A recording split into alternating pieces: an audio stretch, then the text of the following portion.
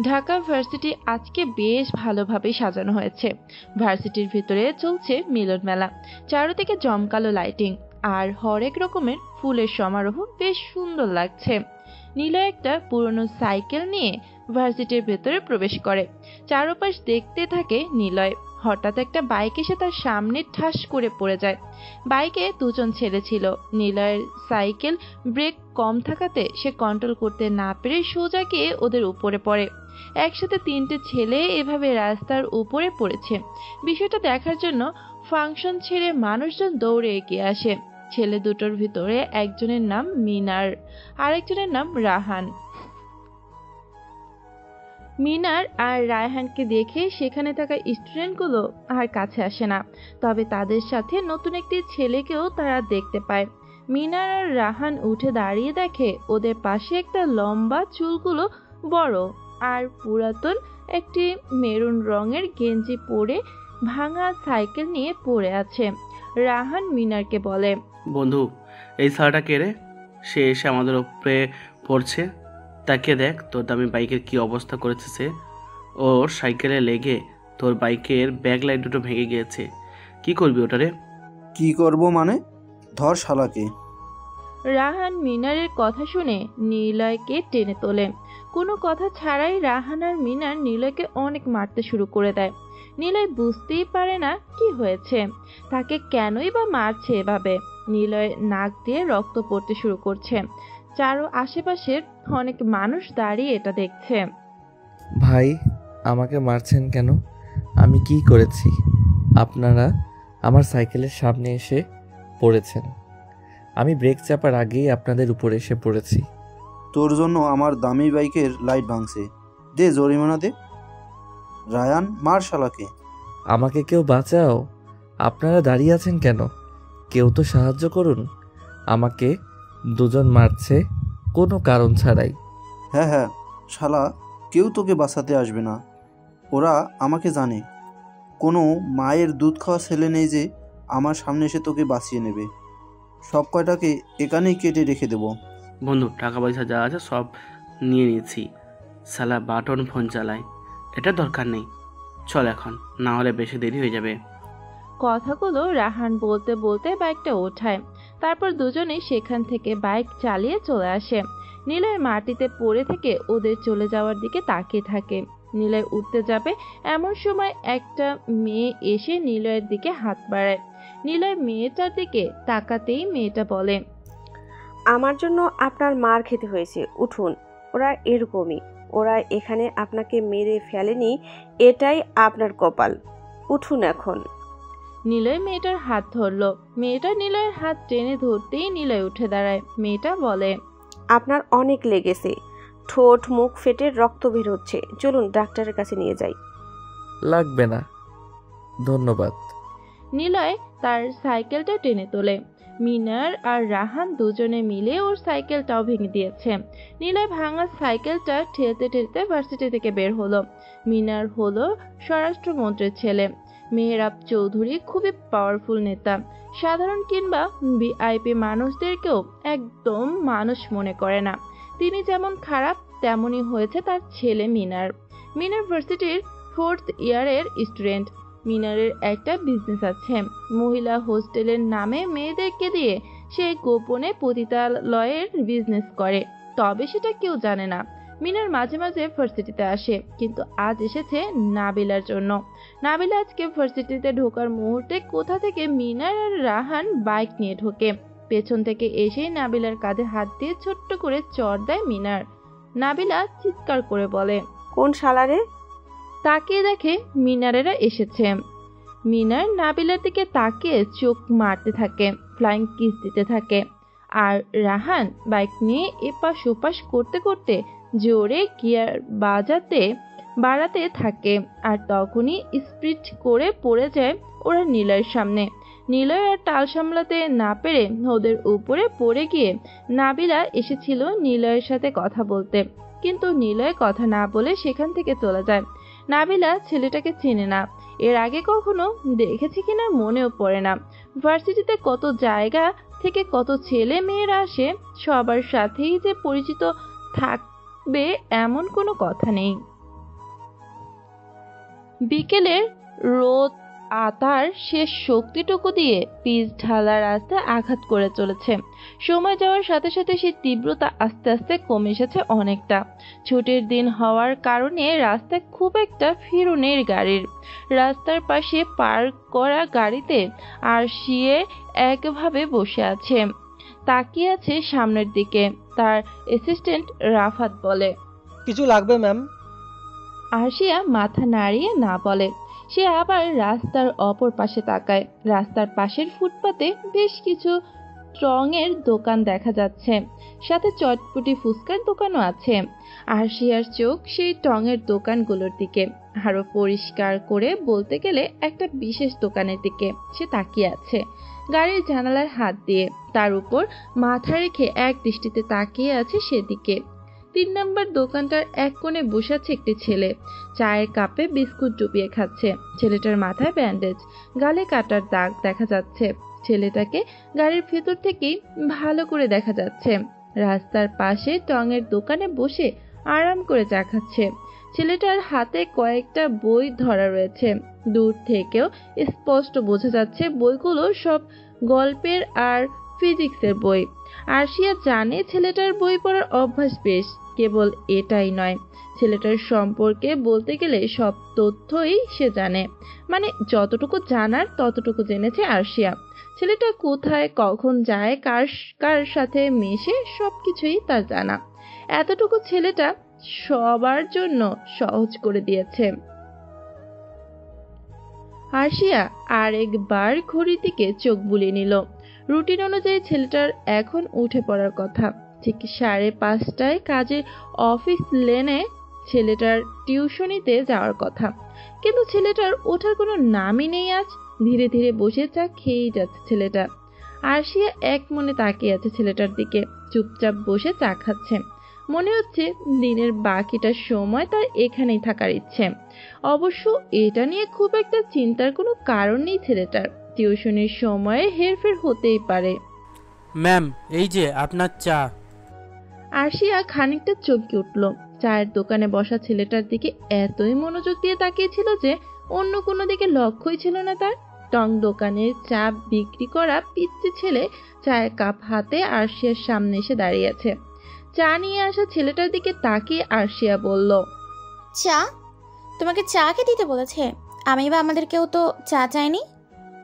চা হাতে নিয়ে ছেলেটা কিছু না বলে আরশিয়াকে অবাক করে সামনে হাতের ইশারা করে দেখিয়ে দিল কে তাকে এখানে চা আনতে বলেছে। আরশিয়া সত্যি অবাক না হয়ে পারল না। ও গত 10 দিন ধরে যাকে ফলো করছে সেই ছেলেটাই ওর জন্য চা পাঠিয়েছে। আরশিয়ার অবাক হওয়ার কারণও যে ছেলেটাকে ফলো করছে ছেলেটা সেটা বুঝে গেছে। ছেলেটা অনেক বুদ্ধিমান, তবে সহজে বোঝা যায় না। প্রথম কনভারসেশনে ছেলেটা অদ্ভুতভাবে কথা বলে, কিন্তু আরশিয়ার বিষয়ের জানবে এটা আরশিয়া ভাবেনি। অবশ্য খুব একটা লুকিয়ে থাকার চেষ্টা ছেলেটার কাছে আরশিয়া করেওনি। আরশিয়া চায়ের কাপ হাতে নেয়, তারপর বাহিরে তাকিয়ে দেখলো ওই তার দিকে তাকে হাত নাড়াচ্ছে। একটু যেন হাসলো। আর বসে থাকার কোনো মানেই নেই। গাড়ি থেকে নেমে এলো আরশিয়া। আরশিয়াকে নামতে দেখে রাফাত এগিয়ে এলো ওর দিকে। ম্যাম, কোথায় যাচ্ছেন? আরশিয়া কেবল তাকালো রাফাতের দিকে। আরশিয়া কিছু বলল না, তারপর এগিয়ে যেতে লাগলো চায়ের দোকানের দিকে। ছেলেটা আরশিয়ার দিকে এখনো তাকিয়ে আছে, চোখে মুখে কোনো সংকোচ নেই। এমন একটা ভাব নিয়ে তাকিয়ে আছে যেন অনেক দিন আগে থেকেই ছেলেটা ওকে চেনে। আরশিয়া নিশ্চয় জানে নিলয় নামের এই ছেলেটা ওকে কোনোভাবেই চেনে না। আরশিয়া নিলয়ের কাছে আসলো।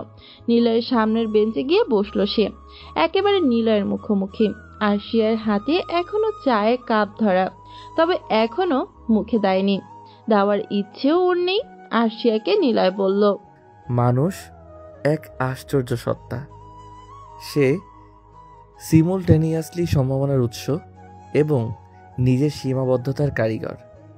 সে আলো খোঁজে, অথচ কখনো কখনো নিজেই তার ছায়া হয়ে দাঁড়ায়। প্রকৃত মানুষ সেই, যে নিজের ভেতরের অন্ধকারকে চিনে আলোয় পৌঁছাতে জানে। হয়তো আমি সেই আলো, আপনি সেই আলোর কাছে পৌঁছে গেছেন। মানে? মানে তেমন কিছুই না, তবে নিজেকে খুব ভিআইপি মনে হচ্ছে মিস। কেন?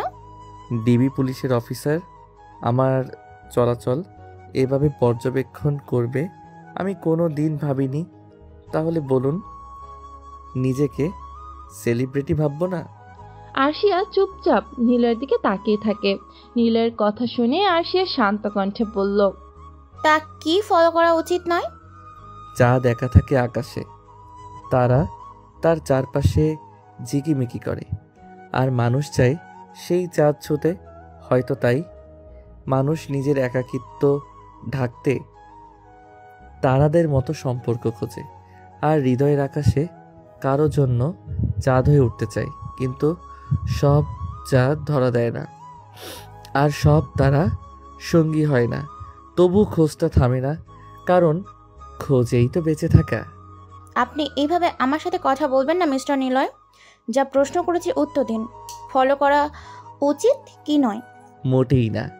আমার জানা মতে আমি খুব স্বাভাবিক একজন মানুষ, যাকে বলে একদমই নর্মাল। অন্তত গত 10-15 দিন আগে পর্যন্ত ছিলাম। আপনি এভাবে আমাকে ফলো করতে পারেন না। আমি সাধারণ একটা ছেলে। সত্যি কি সাধারণ? হ্যাঁ, খুবই সাধারণ ছেলে। মোটেও ঠিক না আমার পিছু নেওয়া। আরশিয়া কি বলবে ঠিক খুঁজে পাচ্ছে না। সামনে বসা এই মানুষটা মোটেই তাকে ভয় পাচ্ছে না, এমনটা সাধারণত হয় না।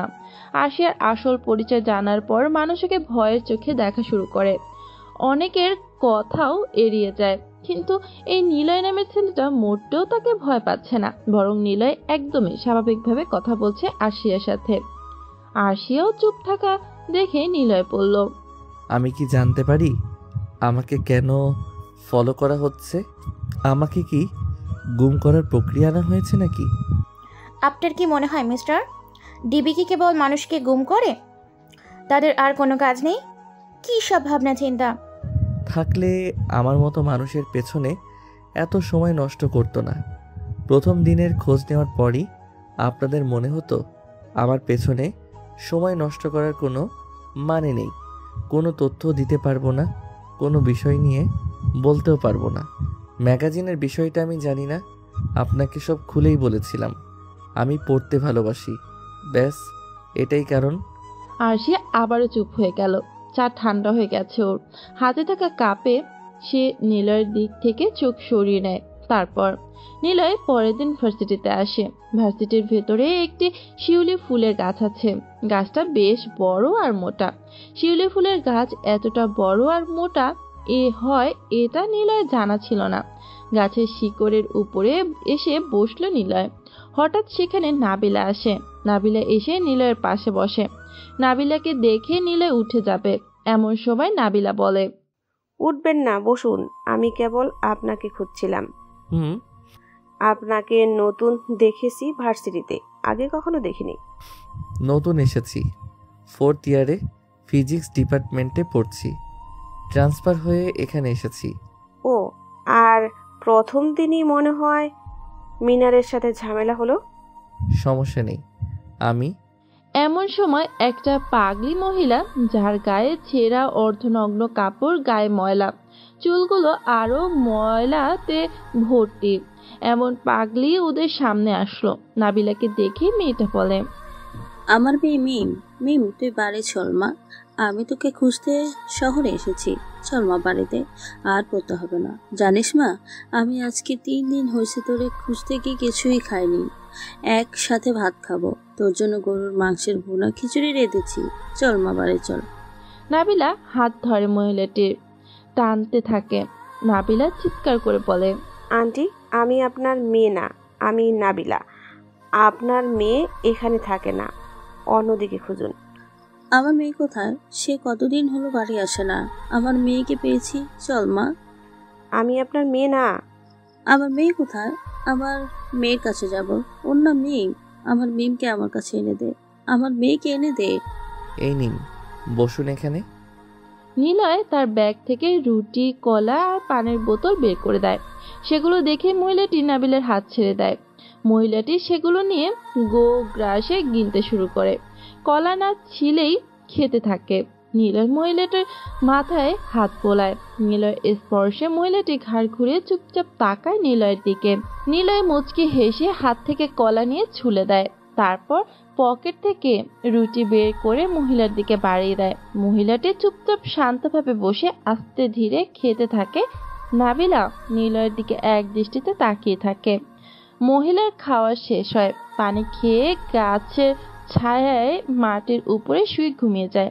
নাবিলা আসে নিলয়ের পাশে, বলে, ওনার নাম আমরা জানি না। গত 3 মাস ধরে ওনাকে দেখছি। প্রথম যেদিন এখানে এসেছিল সেদিন উনি এমন পাগল ছিল না। তার মেয়ের নাম মিম। প্রথম বর্ষে পড়তো। যদিও দেখিনি, তবে ভার্সিটিতে এসে সারা জায়গায় খুঁজছিল। টিচাররাও জানে না মিম কোথায়। পরে তিনি ভার্সিটির সামনে দাঁড়িয়ে কাঁদছিল। এরপর মিনারা আসে সেখানে, মহিলাকে চলে যেতে বলে, কিন্তু উনি তার মেয়েকে খুঁজতে থাকে। আল নাফসা মহিলার হোস্টেলের নাম বলে মহিলাটি। তার মেয়ে নাকি সেখানেই উঠেছিল। মিমের ছবিও দেখায়। মিনারেরা ভার্সিটির সামনে থেকে মহিলাকে সরায়। ওনাকে অনেক মারে, মাথায় আঘাত করে। মহিলাটির অজ্ঞান হয়ে পড়ে যায়। তারপর থেকেই মহিলাটি পাগল আর ভার্সিটিতে এসে তার মেয়েকে খুঁজে বেড়াচ্ছে। আচ্ছা, আমিও 4th ইয়ারে পড়ি। তোমার নাম তো জানা হলো না? নিলয় তার ব্যাগটা কাঁধে নিয়ে নাবিলার দিকে না তাকিয়ে বলে, নিলয় আমার নাম। নাবিলা বুঝতে পারে না হঠাৎ করে এই নতুন ছেলেটা কোথা থেকে আগমন করেছে। ছেলেটা দেখতে সুন্দর, কিন্তু গায়ে পুরাতন কাপড় চোপড়, সবার সাথে তেমন মিশে না। নিলয় চলে যাচ্ছে। হঠাৎ সেখানে মিনারেরা আসলো। নিলয়ের সামনে এসে দাঁড়ায়। মিনার বাইক থেকে নেমে নিলয়ের কাছে আসে। কিরে, তোকে না কালকে আমি মারলাম? আজকে ভার্সিটিতে এসেছিস? দেখি আজকে কত টাকা এনেছিস ভার্সিটিতে। ভাই আমাদের ছেড়ে দেন, আমি তো কিছু করিনি আপনাদের। ওই রেহান, দেখ পকেট চেক করে।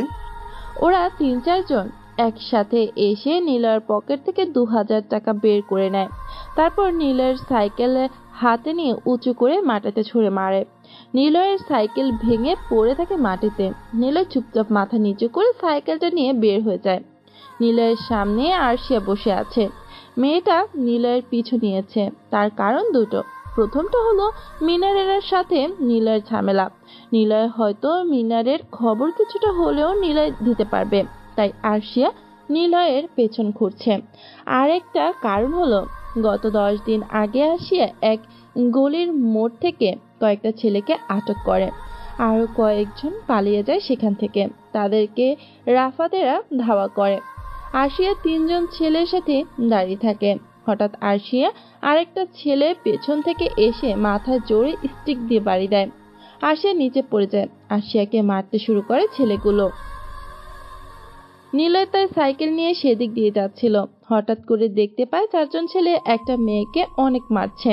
নিলয় সাইকেল থামিয়ে সেখানে আসে। নিলয় বলে, এভাবে মারলে কেউ মরে না।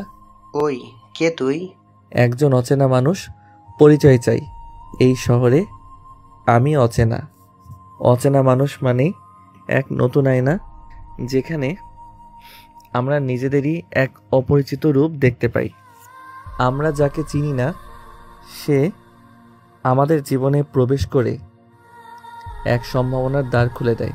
হয়তো সে আমাদের কিছু শিখিয়ে যাবে, হয়তো কেবল একটি প্রশ্ন রেখে যাবে।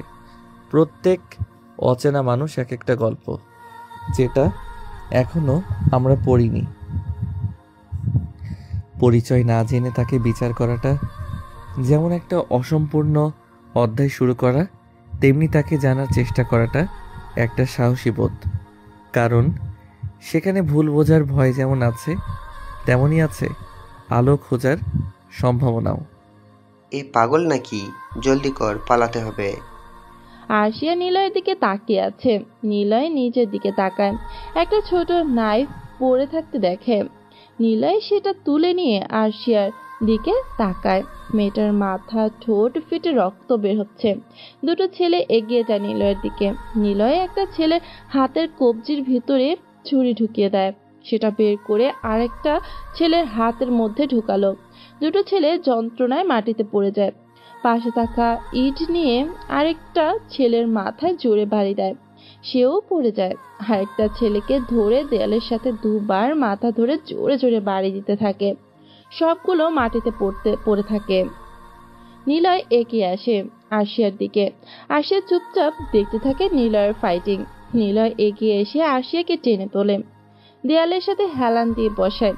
ব্যাগ থেকে রুমাল বের করে চোখের উপরে, নাকের নিচে, কপালে থাকা রক্তগুলো মুছে দিতে দিতে বলে, রক্ত যখন কেবল শরীরের নয় আত্মার ভাষা হয়ে ওঠে, তখন শত্রু আর কেবল এক ব্যক্তি থাকে না, সে হয় এক দর্শন। আমি যখন শত্রুর রক্তে হাত রাঙাই, তখন সেটা প্রতিশোধ নয়, এক ধরনের অস্তিত্বের দাবি হয়ে ওঠে। যেন বলি, আমি বেঁচে আছি কারণ তুমি আমায় আঘাত করেছ। শত্রুতা এক নির্মম খেলা, যেখানে তলোয়ার কেবল অস্ত্র নয়, চেতনার এক প্রান্তে দাঁড়িয়ে থাকা ন্যায়ের অনুবাদ। আমি তাকে আঘাত করি যেন নিজের দুর্বলতা খণ্ডন করতে পারি। এই খেলায় কেউই বিজয়ী নয়, কারণ রক্ত পড়ে দুজনেরই, কেবল মাটি বোঝে কারটা আগে ঝরেছিল। Take care. নিলয় সেখান থেকে চলে যায়। আরশিয়া তাকিয়ে থাকে তার হাতে থাকা বইগুলোর দিকে। সেখানে একটা বই দেখে আরশিয়া চোখ সরাতে পারে না। আর সেই বইটার নাম ছিল মিস্টার গডফাদার। আরশিয়া জানে এই গডফাদারটা কে। সে হলো শহরের একজন মাস্তান। নিলয় আরশিয়ার দৃষ্টি এড়িয়ে চলে যায় বহুদূর। আরশিয়া আর কিছু দেখতে পায় না, জ্ঞান হারায় সেখানে। এভাবেই আরশিয়ার সাথে নিলয়ের পরিচয়। আরশিয়া গডফাদারের লেখা বইয়ের জন্য নিলয়কে খুঁজে বের করে। পরে জানতে পারে মিনারের সাথে নিলয়ের ঝামেলা। কি হলো, চা খাচ্ছেন না কেন? না মানে তুমি যে নিজেকে সাধারণ বলে দাবি করো, তুমি কি আদৌ সাধারণ কেউ? একা থাকো ছোট্ট একটি বাড়িতে, সময় মতো ভার্সিটিতে আসো যাও, কারোর সাথে তেমন কথাও বলো না। একটা মেয়ের সাথে বেশ ভালোই মেলামেশা করো, কিন্তু তুমি যে ছেলেদের মেরেছিলে সেই ছেলেগুলো পঙ্গু হয়ে গেছে। সাধারণ কোনো ফাইট ছিল না, তোমার চোখে ছিল একরাশ হিংস্রতা, কিন্তু তোমাকে ফলো করে কোনো কিছুই পাইনি। আচ্ছা আসি, ভালো থেকো। আরশিয়া আর কিছু না বলে সেখান থেকে চলে যায়। নিলয় ক্লাসে এসেছে আজ, মিনারও আছে। মিনার স্যারের সাথে বেয়াদবি করছে, কিন্তু কেউ কোনো কথা বলছে না। প্রতিটা দিন মিনারেরা এমনটা করে স্যারের সাথে। নিলয় সবার পেছনে বসা। স্যারের দিকে মিনার কাপড় ছুঁড়ে মারে। স্যার ঘুরে তাকাতে মিনার বলে, স্যার, আপনার মেয়ে গার্লস স্কুলে পড়ে, মেয়েটা কিন্তু অনেক সুন্দর, বুকের সাইজ দেখলে মাথা খারাপ হয়ে যায় স্যার। স্যারের চোখে পানি টলমল করে। স্যার চুপচাপ মাথা নিচু করে ক্লাসরুম থেকে বের হতে যাবে, এমন সময় নিলয় উঠে দাঁড়িয়ে বলে, স্যার যাবেন না? কুকুরের কাজ হলো একা কোনো মানুষকে দেখতে পেয়ে লাগাতার ঘেউ ঘেউ করা। কুকুরকে ঘেউ ঘেউ করতে দেন, একটা লাঠি নিয়ে এসে কুকুরদের পিটাবেন, দেখবেন পরবর্তীতে ওই কুকুর আর ঘেউ ঘেউ করার সাহস পাবে না। মিনার উঠে দাঁড়ায়। সে নিলয়ের দিকে তাকিয়ে বলে, ওই শালা, কুকুর বললি কাকে? কুকুরকে কুকুর বলেছি। কেউ যদি নিজেকে ভাবে তাহলে কিছুই করার নেই। ক্লাসের সবাই হাসতে থাকে। মিনারের মেজাজ খারাপ হয়ে যায়। সে উঠে নিলয়ের কাছে আসে, নিলয়ের জামার কলার টেনে ধরে। মিনার বলে, তোকে এমন মারবো নিজের চেহারাটাও চিনতে পারবি না। নিলয় মিনারের কানের কাছে মুখ আনে, ফিসফিস করে বলে, শোন, তোকে একটা কথা বলি। রক্তের নেশা শুধু নেশা নয়, এক বিভ্রম, এক পিপাসা, যা মানুষের অন্তর্গত অন্ধকারকে জাগিয়ে তোলে। এটি কেবল রক্ত নয়, একে একে সমস্ত নৈতিকতা, সহানুভূতি, মানবতাকে গিলে খায়। রক্তের নেশা যখন কারো হৃদয়ে বাসা বাঁধে, তখন সে আর মানুষ থাকে না, সে হয়ে ওঠে এক ক্ষুধার্ত ছায়া। যাকে কোনো আলো ছুঁতে পারে না। এই নেশাযুক্ত ডাকে হিংসার জন্ম দেয়, শান্তির বুক চিরে প্রতিশোধের আগুন ছড়িয়ে দেয়। একজন দার্শনিক হয়তো বলতেন, রক্তের নেশা আমাদের মনুষ্যত্বের পরীক্ষা। যে এর বিরুদ্ধে দাঁড়াতে পারে সেই প্রকৃত মানুষ, আর যে তাতে মত্ত হয় সে কেবল সভ্যতার ছদ্মবেশে লুকানো এক পশু। এই নেশা শুরু হয় ক্ষোভ থেকে, জন্ম নেয় বঞ্চনা থেকে, আর বিস্তার পায় শক্তির অহংকারে। কিন্তু শেষ কোথায়? রক্তের নেশার কোনো গন্তব্য নেই, আছে শুধু ধ্বংস, মৃত্যু আর নীরবতা। তাই আমি নীরব আছি যতক্ষণ, ততক্ষণ বেঁচে থাকবি। তোকে আমি এমন সময় মিনারের ফোন বেজে ওঠে। তাকিয়ে দেখে মেহেরাবের কল এসেছে। মিনারেরা তাড়াতাড়ি ক্লাস থেকে বের হয়ে যায়। ক্লাসের সবাই নিলয়ের জন্য হাততালি দিল। নাবিলা এগিয়ে আসে, নিলয়ের হাত ধরে বাইরে নিয়ে যায়। নাবিলা কোনো কিছু না ভেবে নিলয়কে প্রপোজ করে। নিলয় রাজিও হয়ে যায়। শুরু হয় ওদের প্রেম। কেটে যায় 1 মাস। মিনারেরা 1 মাস আসেনি ভার্সিটিতে। নিলয়ও আসছে না বেশ কয়েকদিন। তবে নিলয়ের মনে হয়েছিল ওই দিন নাবিলার সাথে তার শেষ সাক্ষাৎ, আর দেখা হওয়া কোনোভাবেই সম্ভব না।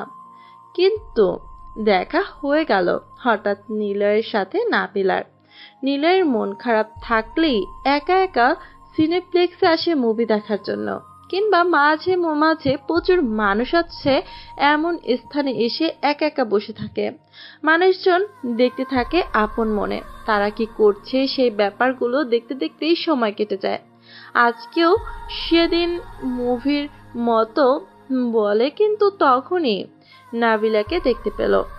একা হলে হয়তো নাবিলার সামনে গিয়ে কিছু কথাবার্তা বলতো, কিন্তু নাবিলার সাথে একটা ছেলেকে দেখতে পেয়েই থমকে দাঁড়ালো নিলয়। ছেলেটা হলো রাহান। রাহানের বাবার অনেক টাকা। নিলয়ের একবার মনে হলো ওদেরকে এড়িয়ে চলে যাবে, কিন্তু হঠাৎই লক্ষ্য করলো ওর মনটা ভয়ঙ্কর খারাপ হয়ে গেছে। সেই সাথে নাবিলার উপর প্রচন্ড রাগ উঠেছে। ইচ্ছে করছে এক্ষুনি ওদের সামনে গিয়ে একটা থাপ্পড় লাগিয়ে দেয় নাবিলকে। ভালো না বাসলে বলে দিত। নাটক কেন করেছিল? মিথ্যে ভালোবাসার কি দরকার ছিল ওর সাথে? সম্পর্কের কিছু দিনের ভিতরেই জানা যায় নাবিলা রাহানের গার্লফ্রেন্ড। নিলয়কে কেবল ব্যবহার করেছে নাবিলা। নিলয়ের টাকা নেই, গরিব বলে অপমান করে রাহানের সাথে মিশে যায় নাবিলা। আজকে যে মুভি দেখার পরিকল্পনা করেছিল নিলয় সেটা বাদ দিয়ে দিল। এখান থেকেই সোজা বাসায় যেতে হবে। রাতে ওর কাজ আছে। বসুন্ধরার সিঁড়ি দিয়ে নিচে নামতেই সেই ডিবি অফিসারকে দেখতে পেল নিলয়। অবশ্য আরশিয়ার গায়ে আজকে সেদিনের মতো প্যান্ট শার্ট পরা নেই, সাদা রঙের সালোয়ার কামিজ পরে আছে আরশিয়া। পুলিশ হলেও মেয়েটা দেখতে যে সুন্দরী সেই বিষয়ে কোনো সন্দেহ নেই। আরশিয়া অন্য একটা মেয়ের সাথে কথা বলতে বলতে এগিয়ে আসছে। সে তার বন্ধুর সাথে শপিং করতে বা ঘুরতে এসেছে। আরশিয়াকে দেখতেই একটা বুদ্ধি মাথায় এলো নিলয়ের মাথায়। যদিও মেয়েটা রাজি হবে কিনা নিলয় জানে না, তবুও এখন মাথা গরমের সময় কেবল মনে হলো এই কাজটা করতে পারলেই ওর মনে শান্তি আসবে। নিলয় আর কিছু না ভেবে এগিয়ে গেল মেয়েটার দিকে। বসুন্ধরার গেটে পা দিতে আরশিয়ার চোখ গেল নিলয়ের উপর। পাশে সুজানা রয়েছে, তাই এমন একটা ভাব করে সুজনার সাথে কথা বলতে লাগলো যেন নিলয়কে সে দেখতেই পায়নি। সেদিনের চায়ের দোকানের পর নিলয়কে আর ফলো করেনি। আরশিয়ার নজর এখন কেবলই মেহা চৌধুরী ও তার ছেলে মিনহানের দিকে রয়েছে। নিহার সত্যি সত্যি বিশ্বাস করছে নিলয় খুবই সাধারণ একটি ছেলে। নাবিলা নামের একটা মেয়ের সাথে তার ওঠা বসা, সেই হিসাবে নিলয়কে আর কোনো দরকার নেই ওর। তবে এটাও ভুলে যেতে পারছে না ছেলেটা ওর জীবনে বাঁচিয়েছে। সেটা সে চাইলেও কোনোদিন মন থেকে মুছে ফেলতে পারবে না। তাই মনে মনেই সিদ্ধান্ত নিয়েছিল যে ছেলেটাকে আর কোনো প্রকার জিজ্ঞাসাবাদ কিংবা ঝামেলার ভেতরে ফেলবে না। তাই আজকে যখন দেখতে পেল যে ছেলেটার সামনে দিয়ে হেঁটে আসছে, এমন একটা ভাব করলো যেন তাকে সে দেখতেই পায়নি। কিন্তু যখন স্বয়ং নিলয়কে ওর দিকে এগিয়ে আসতে দেখলো তখন আর এড়াতে পারল না। নিলয় নিজেই ওর সাথে কথা বলতে চাচ্ছে। এটা খানিকটা অন্যরকম লাগলো আরশিয়ার কাছে। একবার মনে হলো নিলয় হয়তো ওকে দেখতে পেয়েছে, তারপর ভেবে নিয়েছে যে ওরা হয়তো এখন ওকে ফলো করছে, তাই আবারও কথা বলার জন্য এসেছে নিলয়। নিলয় একেবারে আরশিয়ার সামনে এসে বলল, মিস নেহা। নেহা ততক্ষণে থেমে গেছে, তাকে দেখে সুজানাও থেমে গেছে। নিলয় আবার বলল, আপনি কি এখানে কাজে এসেছেন নাকি এমনি ঘুরতে? আরশিয়া মনে মনে বলে, যাক, ছেলেটা এই মনে করেনি যে ওকে ফলো করা হচ্ছে। যদি এমনটা ভাবতো লজ্জা পেতাম।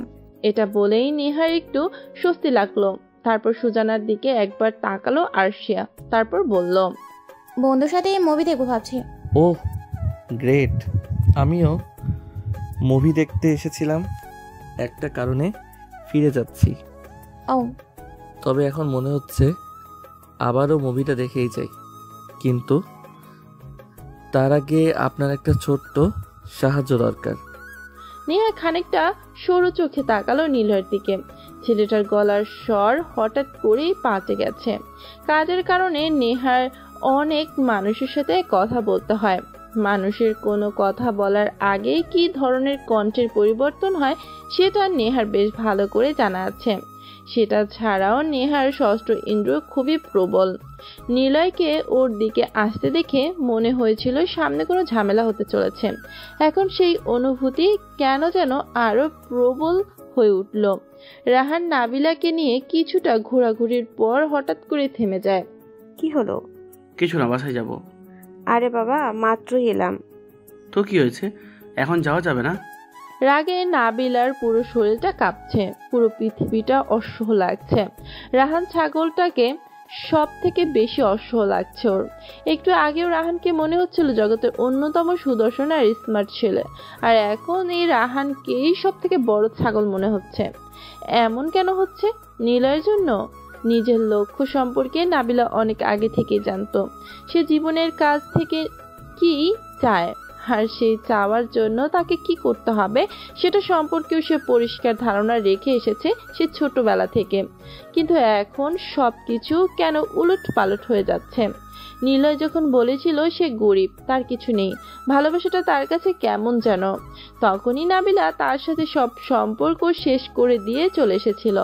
তবুও তার মনে একটা ধারণা ছিল যে নিলয় হয়তো আবারও ওর কাছে ফিরে আসবে, বারবার অনুনয় বিনয় করে ওকে ফেরত আসার জন্য বলবে না। কিন্তু খানিকটা অবাক হয়ে লক্ষ্য করলো যে নাবিলা যখন নিলয়কে আর যোগাযোগ করতে মানা করলো, নিলয় আর একটা বারের জন্য ওকে ফোন করেনি, এমনকি কোনো মেসেজও পাঠায়নি। নাবিলা আর রাহান দাঁড়িয়ে আছে, নিলয় আরশিয়ার সাথে ঘুরছে। সেই দৃশ্যটা নাবিলার চোখ এড়ালো না। দেখলো নিলয় অন্য একটা মেয়ের সাথে ঘুরে বেড়াচ্ছে, মেয়েটার হাত ধরে ঘুরছে, হেসে হেসে কথা বলছে। নিজের চোখকে ঠিকমতো বিশ্বাস করতে পারেনি। রাহান তখন নাবিলাকে রেখে মিনারের সাথে ফোনে কথা বলতে যায়। নাবিলা তখন একা একাই ফোনের ব্রাউজার দেখছিল। তখনই চোখে পড়লো নিলয়কে। নিলয় ওর দিকে এগিয়ে এলো, তারপর হাসি মুখে নাবিলার সাথে তার নতুন প্রেমিকার পরিচয় করে দিল। নাবিলা, এটা আমার নতুন গার্লফ্রেন্ড, আরশিয়া নাম তার। সুন্দর না? নাবিলা কিছু বলে না। নাবিলা হলো মিনারের কাজিন। নাবিলা জড়িত ক্রাইমে। সে ভোলা ভালা ছেলেদেরকে পটিয়ে মিনারের সাথে পরিচয় করে দিত। তারপর সন্ধ্যাবেলাটা কবির চৌধুরী সবসময় একা একাই কাটে। যখন তার স্ত্রী বেঁচে ছিল তখন এই সময়টা সে তার স্ত্রীর সাথে কাটাতো। সব সময় হাজার কাজ থাকুক, সব সময় সন্ধ্যার সময়টুকু সে জারিফার সামনে গিয়ে হাজির হতো। মাঝে মধ্যে যদি এমন হতো যে সে কোনোভাবেই তার সামনে গিয়ে হাজির হতে পারেনি, তখন আগে থেকে গাড়ি পাঠিয়ে দিয়ে তাকে অফিসে লাগোয়া গেস্ট রুমে নিয়ে আসা হতো। এই সময়টুকু সে তার সাথে গল্পগুজব হাসি ঠাট্টা করেই কাটাতেন। এটা নিয়ে অবশ্য তাকে মাঝে মাঝে ছেলে মেয়েদের সামনে খানিকটা লজ্জায় পড়তে হতো।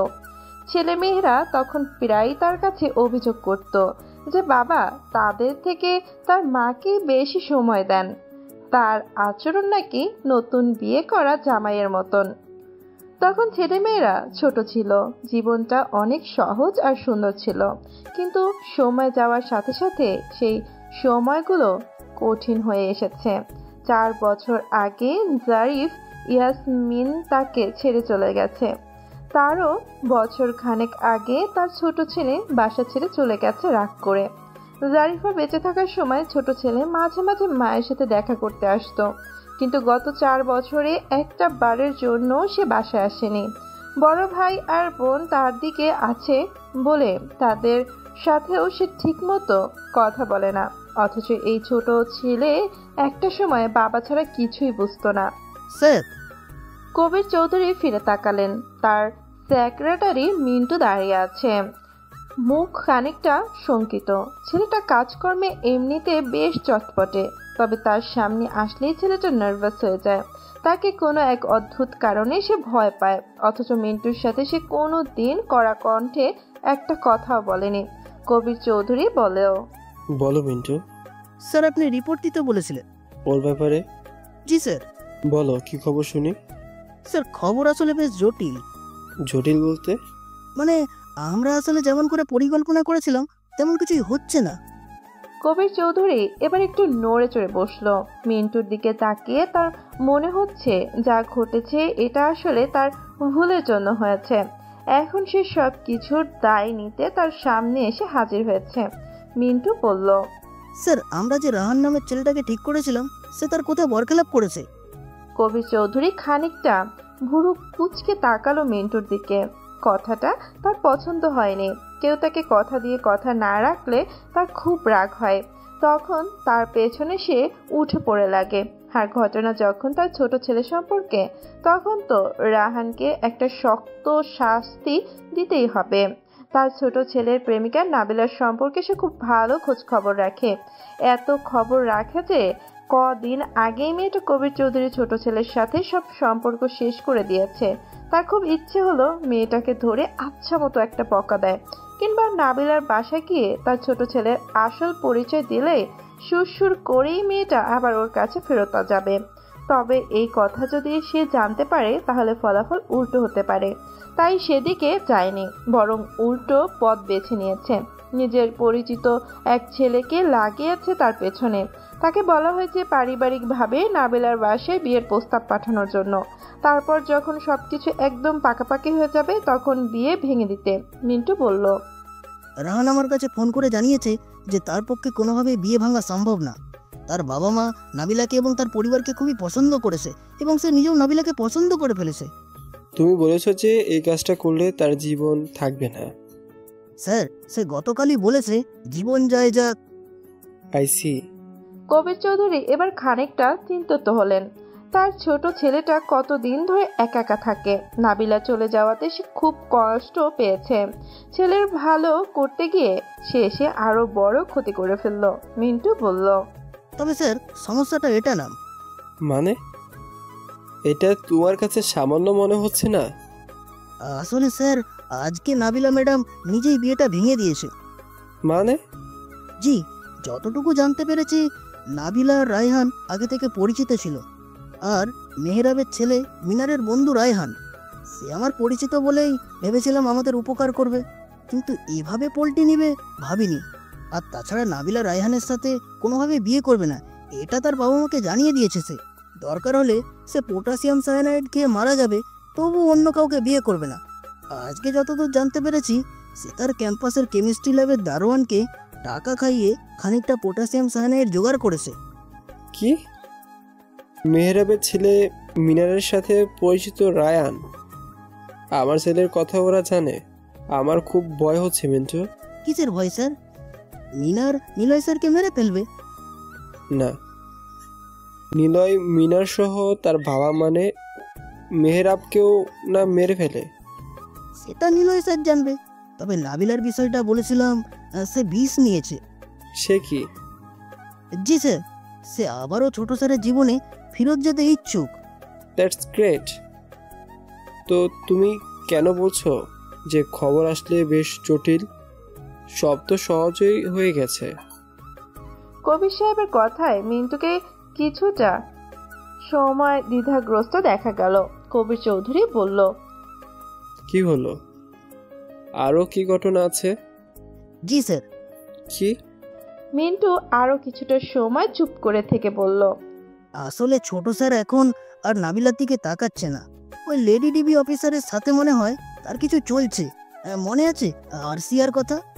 কবির চৌধুরী কিছু সময় কোনো কথা বলতে পারলেন না। মিন্টুর কথা ঠিক যেন বিশ্বাস করতে পারছেন না তিনি।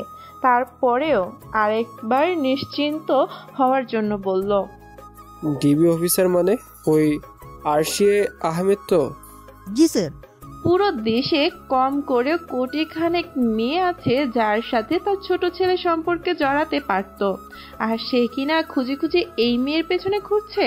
কবির চৌধুরীর অবস্থা বুঝতে পেরে মিন্টু সে বলল, গত সপ্তাহে তাকে নিয়ে প্রথম মুভি দেখতে গিয়েছিল সিনেপ্লেক্সে। গত পরশুদিন বৃষ্টির মধ্যে ছোট স্যার হঠাৎ করে তার অফিসের সামনে গিয়ে হাজির হয়। তারপর থেকে বাইরে ডেকে আনে। দুজন অনেকটা সময় বৃষ্টির ভেতরেই রোডের এদিক ওদিক ঘোরাঘুরি করে। তারপর তারপর তারপর একটা সময় ছোট স্যার। মিন্টুর কথাটা বলতে গিয়েও থেমে গেল, ঠিক যেন মুখ দিয়ে বলতে পারছে না, কবিরের সামনে বলতে দ্বিধাবোধ করছে। কবির চৌধুরী মিন্টুর না বলা কথাটা বুঝে গেলেন সহজেই।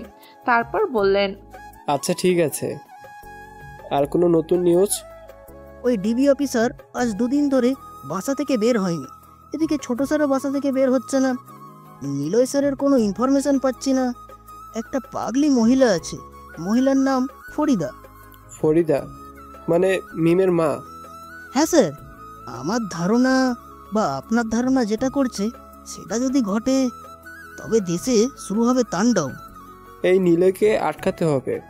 মিমের বিষয়টা যেন নিলয় জানতে না পারে, এমনকি ডিবি অফিসারও না। মিমের কথা যদি নিলয় জানতে পারে তবে মেহেরাব বা মিনারের উপরে তুফান চলবে, সব কিছু বরবাদ করে দিবে নিলয়। জি, ফরিদার সাথে ছোট স্যার সবসময় থাকে। মহিলা যদি কোনোভাবে নিলয় স্যারকে মিমের বিষয়টা বলে তাহলে সমস্যা হবে। আচ্ছা, চোখ রাখো ওর উপরে। এরপরে কি করতে হবে সেটা আমি বলে দেব। কবিরের কথা শুনে মিন্টু বলতে গেলে একেবারে দৌড়ে চলে গেল অফিসের থেকে। কবির চৌধুরী আবারও নিজের চিন্তার মাঝে হারিয়ে গেল। তাকে আবারও নতুন কিছু ভাবতে হবে। যেভাবে ভেবেছিলেন আরশিয়া আহমেদকে এড়িয়ে যাবে, যেভাবে কাজটা আর করা যাবে না। নতুন করে কিছু করতে হবে, এমন কিছু যাতে আরশিয়া মেয়েটা কিছু না করতে পারে, আবার তার ছোট ছেলেও যেন কোনো ক্ষতি না হয়। তার ছেলে যদি আরশিয়াকে পছন্দ করেই থাকে তাহলে ছেলেটার কোনো ক্ষতি করা যাবে না, অন্যভাবে সামাল দিতে হবে। নিলয় ফরিদার পাশে বসে আছে। ফরিদার সাদা ওয়াইন টাইম প্যাকেট খিচুড়ি খাচ্ছে। নিলয় এনে দিয়েছে, সামনে একটা বোতলে পানি রাখা। নাবিলা নিলয়কে সেদিন প্রপোজ করেছিল। নিলয় রাজি হয়েছিল, তার কারণ নিলয় জানতো নাবিলা মিনারের লোক। মিনারের সাথে তার শত্রুতা নেই, কিন্তু মেহরাবের সাথে তার শত্রুতা, কারণ মেহরাবের জন্য তার মা জারিফা তার থেকে চলে গেছে, আর মেহরাবের কাছে পৌঁছাতে মিনারের প্রয়োজন। সেই জন্যই এখানে আসা, আর সেই সুবাদে নাবিলার সাথে তার খাতির করতে হয়। কিন্তু নিলয় এটা জানে রাহান তার খবর পৌঁছানোর জন্য এসেছিল। ফরিদার খাবার খাওয়া শেষ হয়, সে নিলয়ের দিকে তাকায়। নিলয় চুপচাপ বসে আছে। ফরিদা বেগম বিড়বিড় করে বলে, আমার মেয়ে কোথায়? ও খুব পায়েস খেতে পছন্দ করে। আমি কতদিন হলো তার জন্য রাঁধি না। আমার মেয়ের ইচ্ছে ছিল সে চাকরি করে আমাকে তার কাছে রাখবে। ওর বাবা আমাদের রেখে চলে যায়, একটা মহিলার সাথে থাকে। মিম কখনো তার বাবার সাথে দেখা করেনি। ওর ঢাকা ভার্সিটিতে চান্স হওয়ার সুবাদে ওর সাথে আমি ঢাকাতে এসেছিলাম। মেস খুঁজে পাচ্ছিলাম না, সবখানে বুক হয়ে যায়। ভার্সিটির সামনে বসেছিলাম, তখন ভার্সিটির দারোয়ান বলে তার কাছে একটি মেসের খবর আছে। মেসটা ভার্সিটি থেকে একটু দূরে, তবু ভাড়া কম, নিরিবিলি বেশ। আমরা মেসের ঠিকানা নেই। মেসের নাম আল নাফসা ছিল। আমি ওর সাথে যেতে চাচ্ছিলাম, এমন সময় গ্রাম থেকে কল আসে আমার মা অসুস্থ হয়ে পড়ে। আমরা তাড়াতাড়ি চলে যেতে হয়। মিম একাই সব ম্যানেজ করে নিতে পারবে বলে জানায়। এরপর 1 মাস ওর সাথে আমার ঠিকমতো কথা হয় না। একবার এসে দেখেও গিয়েছিলাম। হঠাৎ করে ওর ফোন বন্ধ পাই, তাকে কিছুতেই খুঁজে পাই না। ভার্সিটিতে এসেতেও খুঁজি, মিম নামের কেউ ভর্তি হয়েছিল, সে নাকি কোনোদিনও ক্লাসও করেনি। বুকটা আমার কেঁপে ওঠে। আমি ঠিকানা জোগাড় করে মহিলা মেসে যাই। সেখানে গিয়ে জানতে পারি মিম নামের কেউ থাকেই না, আর সেখানে গেটে থাকে ছেলে গার্ড। আমাকে ভেতরে ঢুকতেই দেয়নি। আমার মেয়েকে কোনো হদিস পাই না। এরপর কয়েকজন ছেলে আমাকে মাথায় মেরে রাস্তার পাশে ফেলে দেয়। একটা ডাক্তার আমাকে সুস্থ করে, কিন্তু আমি ঠিকমতো সুস্থ হতে পারিনি। সেই ডাক্তার সব শুনে বলে, এভাবে আমি যদি তার মেয়েকে খুঁজি তবে পাবো না, পাগলে ঘুরে তাকে খুঁজতে হবে। মিনারেরা খুব খারাপ, ওরা মেরে ফেলতে পারে, আর মহিলা হোস্টেলটা ওর মালিকানাধীন। তারপর থেকে আমি পাগল হয়ে ঘুরছি। আমি আমার মিমের খবর চাই। আমার মেয়ে কোথায় আছে? খুঁজ দিবে বাবা? তুমি কে? আমাকে কেন এমন করে সেবা করো? আমাকে দেখে সবাই দূরে চলে যায়। পাগল বুড়ে মিনারেরা আমাকে কিছুই বলে না, কেউ তেমন আমাকে সাহায্য করেনি।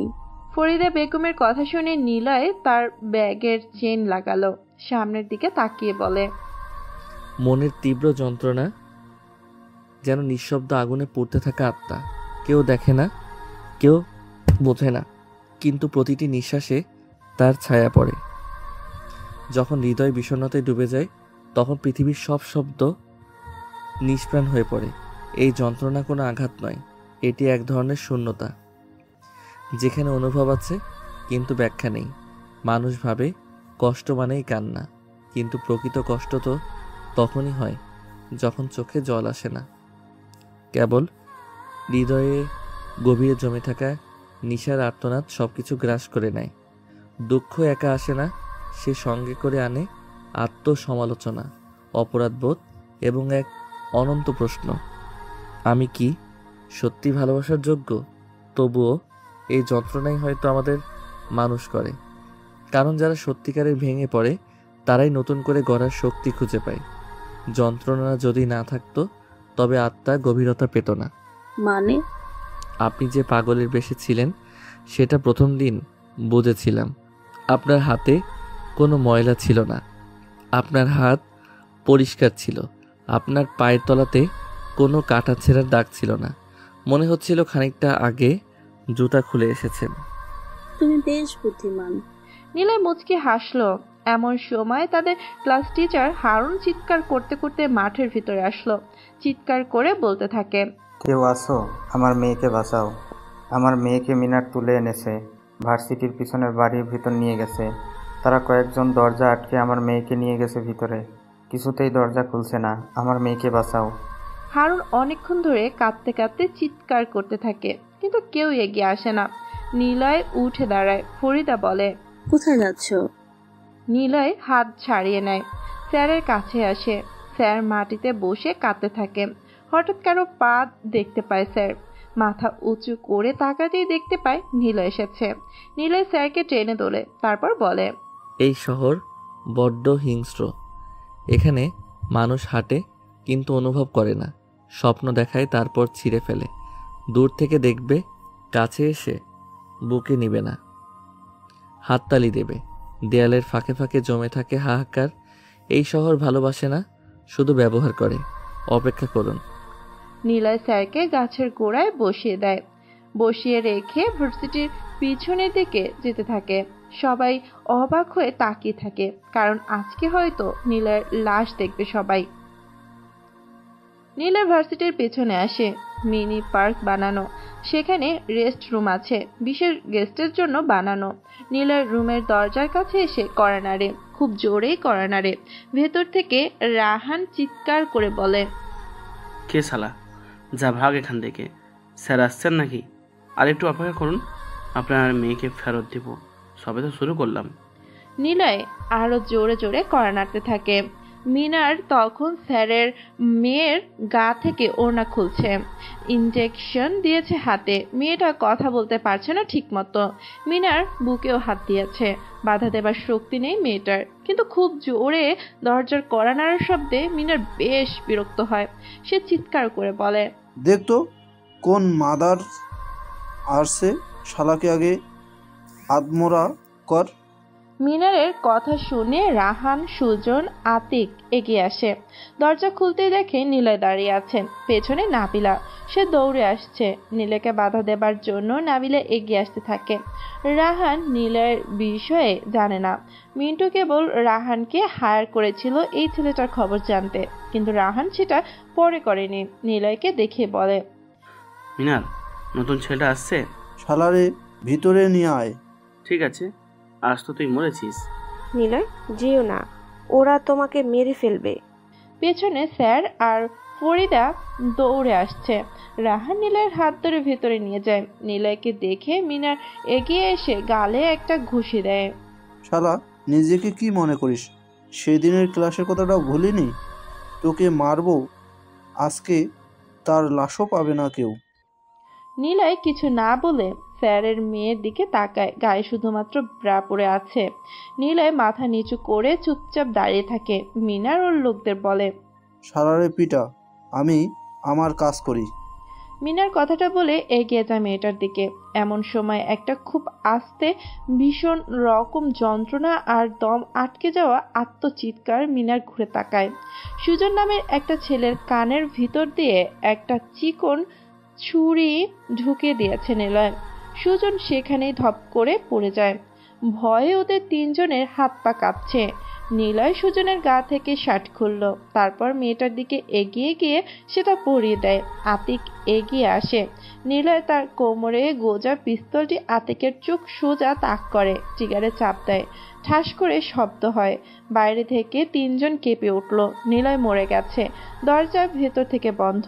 স্যার কাঁদতে থাকে। মিনার আর রাহানের সারা শরীর ভয়ে এক বিশাল স্রোত বয়ে যেতে থাকে। সাক্ষাৎ মৃত্যুর দেবতা যেন ওদের সামনে দাঁড়িয়ে। ওরা যেন খুব বড় একটা ভুল করে ফেলেছে নিলয়কে এখানে এনে। রাহান কোনো কিছু না বলেই ভেবেই নিলয়ের পা জড়িয়ে ধরে কাপা কাপা গলায় বলে, ভাই ভাই ভাই, আপনি কে? শকুন যতই উপরে উড়ুক না কেন, তার চোখ সবসময় নিচের দিকেই থাকে। শিকার করার নেশায় সে আকাশে উড়লেও নিচের দিকে তার নজর। আমি হলাম আন্ডারওয়ার্ল্ডের গডফাদার নিলয়। এখানে এসেছিলাম মিনারের জন্য, তার বাবার কাছে পৌঁছানোর জন্য। আমার আরও একটা পরিচয় আছে, বিজনেসম্যান ও আন্ডারওয়ার্ল্ডের নেতা কবির চৌধুরীর ছোট ছেলে আমি। ভাই, আমাকে মাফ করে দেন, আমি ভুল করছি, আমাকে দয়া করে মারবেন না। নিলয় মুচকে হাসে। দুজনের কান থেকে ছুরিটা বের করে, তারপর রাহানের গলা সোজা ঢুকিয়ে দেয়। নিলয় মিনারকে বলে, মিমের সাথে কি করেছিস? মিম ওই পাগলের মেয়ে? হ্যাঁ, সত্য বললে বেঁচে যাবি। মিম আমার হোস্টেলে ভর্তি হ, তাকে প্রথম দেখেই ভালো লাগে। তাকে বিছানায় আসার প্রস্তাব দিই। সে আমার হোস্টেলের কথা জানে, সেখানে মেয়েদের নিয়ে রাতে বিজনেস করি। সে সব কিছু তার ফোনে ভিডিও করে, আমার সব কিছু সে প্রকাশ করার হুমকি দেয়। আমরা তাকে মেরে ম্যানহোলের ভিতরে ফেলে দিই। ওকে, গুড বাই। নিলয় তার পিস্তল দিয়ে মিনারকেও গুলি করে। তারপর নিলয় মেয়েটাকে নিয়ে বাইরে বের হলো। নিলয়কে দেখে সবাই অবাক হয়। পেছনে মেয়েটা। স্যার এসে তার মেয়েকে জড়িয়ে ধরে।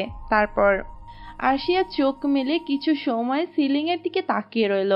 কিছুটা সময়, তারপর একটু কাত হয়ে জানালার দিকে তাকালো। সন্ধ্যা থেকে খুব বৃষ্টি হচ্ছিল, কিন্তু এখন আকাশে চাঁদ দেখা যাচ্ছে। চাঁদের আলো এসে পড়েছে ঘরের ভেতরে। চারিদিকটা অন্যরকম লাগছে। আরশিয়ার নিজের কাছে কেবল যেন অদ্ভুত লাগছে। ইদানিং এই ব্যাপারটা শুরু হয়েছে। কাজকর্ম থেকে ফোকাস সরে যাচ্ছে। এমনটা তার সাথে এর আগে কোনো দিন হয়নি। এই ছেলের সাথে পরিচয় হওয়ার পর থেকে সবকিছু এলোমেলো হয়ে গেছে। মানুষের জীবন কেন এমন হবে? সে নিজের জীবনটা তো নষ্ট করেছে, সেই সাথে আশেপাশের মানুষগুলোতে প্রভাবিত করে ফেলেছে। খুব দ্রুতই নিলয়ের কাছ থেকে দূরে চলে যাওয়া উচিত। কিন্তু আরশিয়া দূরে যেতে তো পারছেই না, বরং আরও কাছে চলে আসছে। আরশিয়া কি কোনো দিন ভেবেছিল যে এমনভাবে একজনের সাথে পরিচয় হবে? দুনিয়ার এত ছেলে থাকতে সে কিনা এমন একজনের সাথে তার ভাব হচ্ছে, যার বাবা এদেশের সব বড় অর্গানাইজড ক্রাইমের হেড। দেশে যত রকমের অর্গানাইজড ক্রাইম হয় সেটার নিয়ন্ত্রক নিলয়ের বাবা কবির চৌধুরী। যতই নিলয় তার বাবার সাথে না থাকুক বা তার সাথে কোনো সম্পর্ক না থাকুক, নিলয় যে তার ছেলে এটা কোনোভাবেই অস্বীকার করার উপায় নেই। আরশিয়া পাশ ফিরে শুলো। নিলয় ঠিক ওর পাশে শুয়ে আছে। আজকে সে ভার্সিটি থেকে এসে আর বাইরে বের হয়নি নিলয়। ঘুমন্ত চোখের উপর চাঁদের আলো এসে পড়েছে নিলয়ের। অথচ মায়াময় লাগছে মুখটা। আরশিয়ার মুখে আপনা আপনি একটা হাসি দেখাচ্ছি দিল। ছেলেটার চেহারার দিকে তাকিয়ে থাকতে ভালো লাগছে ওর। কি অদ্ভুত এই মানুষের মন। একদিন আগেও এই ছেলেটাকে চিনত না, কোনোদিন এই ছেলের সাথে তার ভাব হওয়ার কথাও ছিল না, কিন্তু হয়ে গেছে। গলির মোড়ে ওই ঘটনার পর থেকে নীলার প্রতি একটা আলাদা অনুভূতি তৈরি হয়েছিল। কেন হয়েছিল সেটা আরশিয়ার জানা নেই। ছোটবেলা থেকে সে কখনোই অন্যের সাহায্য নিতে অভ্যস্ত নয়। যা করেছে নিজের সব নিজেই। কারোর সাহায্য নিলে সেটার সাথে সাথেই ফেরত দেওয়ার চেষ্টা করতো সব সময়। কিন্তু নীলয়ের সাহায্যের ব্যাপারটা ছিল অন্যরকম। কোনোভাবেই সেটা ফেরত দিতে পারার কথা না। মনের ভেতরে তাই একটা অস্বস্তি বোধ কাজ করছিল। তারপরই বসুন্ধরাতেই ছেলেটার সাথে আবার দেখা হয়ে গেল আরশিয়ার। নিলয় যখন বলল যে কিছু সময়ের জন্য তার প্রেমিকার ভূমিকাতে অভিনয় করতে, তখন প্রথমে একটু মেজাজ গরম হয়েছিল, তবে সেটা সামনে নিয়ে রাজি হয়ে গেল। ওর প্রাক্তন প্রেমিকার সাথে পরিচয় করিয়ে দিল। আরশিয়ার সত্যি মজা লাগতে শুরু করলো তখন। নাবিলা মেয়েটা নিলয়ের গরিব চালচলন দেখে প্রতারণা করে নিলয়কে ছেড়ে গেছে। আরশিয়ার এই ব্যাপারটা একদম সহ্য করতে পারে না। আরশিয়ার এইরকম মেয়েদেরকে কষে একটা চড় মারতে ইচ্ছে করে। যদি ভালো চাকরি আর ভবিষ্যতে তোদের প্রধান লক্ষ্য থাকে, তাহলে বাপু তোমরা কেন প্রেম প্রীতির ভেতর যাবা? একেবারে ভালো চাকরিওয়ালা বড় লোক ছেলেকেই ধরো না, তা না। তোমরা নিজেদের পছন্দ মতো ছেলেকে পছন্দ করবে, প্রেম করবে, তাকে স্বপ্ন দেখাবে, তারপর নিজেও ভালো চাকরির বোঝা চাপিয়ে দিবে। কেন? আরশিয়া সব শুনে এর জন্যই রাজি হয়েছিল এবং নাবিলা নামের মেয়েটার মুখের ভাব দেখে আরশিয়ার সত্যি ভালো লাগছিল।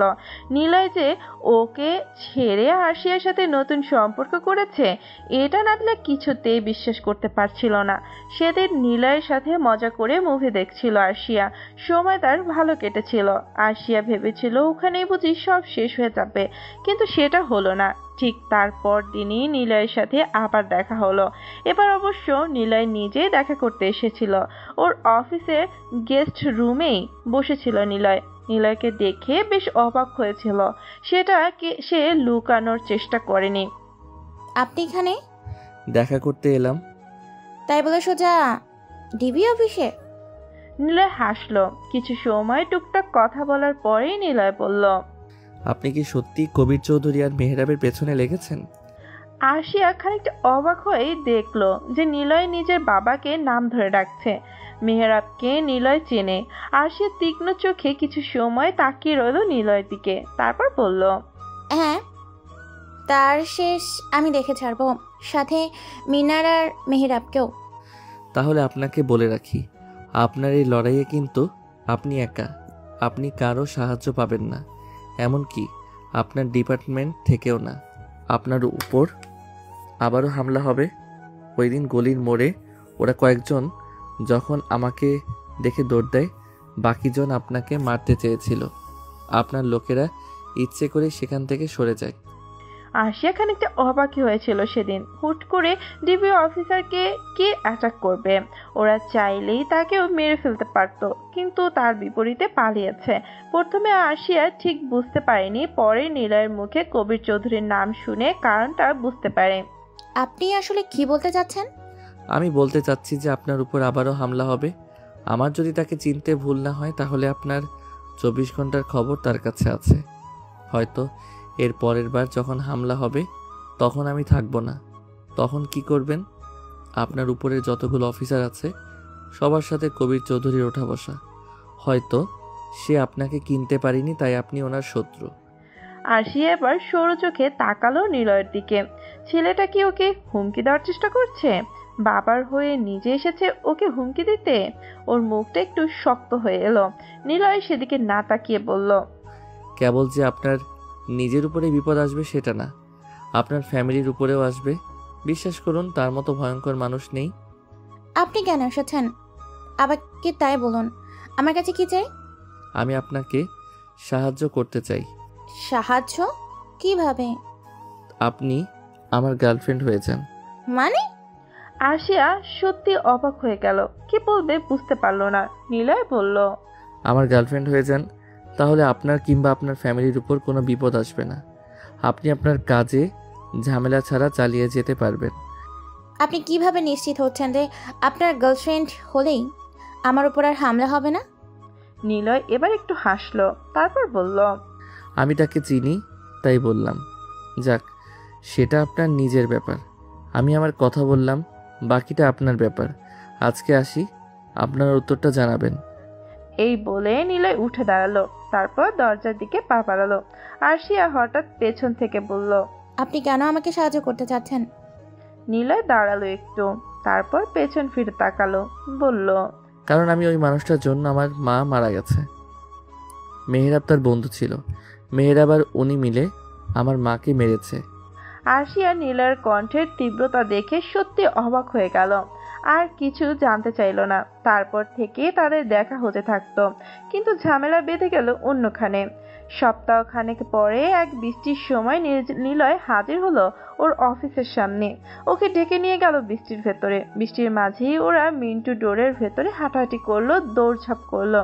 আর সে খানিকটা অবাকই হয়েছিল এটা দেখে। এত বড় হয়েও নিলয়ের মাঝে কি পরিমাণ ছেলে মানুষই রয়ে গেছে। তীব্র বৃষ্টির মাঝে আরশিয়ার ভিজেও চমৎকার লাগছিল অবশ্য। এই রকম ভাবে কবে শেষ বৃষ্টিতে ভিজেছে সেটা আরশিয়ার মনেও নেই। হাঁটতে হাঁটতেই একটা রাস্তা দিয়ে একটা গাড়ি তীব্র গতিতে চলে গেল। রাস্তার পানিটা তখন ছিটকে আসছিল আরশিয়ার দিকে। নিলয় তখনই ওর সামনে চলে এলো, একেবারে আরশিয়ার কাছাকাছি। নিজের শরীর দিয়েই ময়লা পানিটা আটকালো নিলয়। নিলয় আরশিয়ার এত কাছে চলে এসেছিল যে দুজন কেবল দুজনের দিকে তাকিয়েছিল।